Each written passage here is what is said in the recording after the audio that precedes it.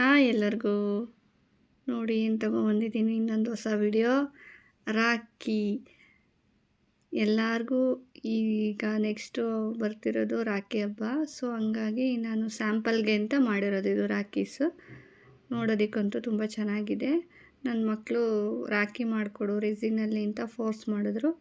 ಅದಕ್ಕೋಸ್ಕರ extra piece ಇರಲಿ ಅಂತ ಮಾಡಿದೆ, ಒಂದು 5-6 ಪೀಸು. ನೋಡೋದಕ್ಕಂತೂ ಒಂದೊಂದು ಚೆನ್ನಾಗಿದೆ.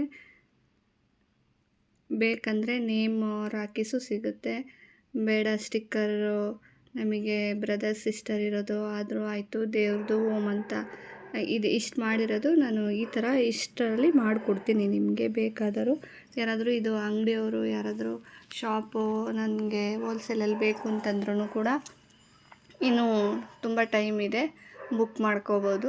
ನಾನು ಅವರಿಗೆ ಮಾಡಿಕೊಡ್ತೀನಿ.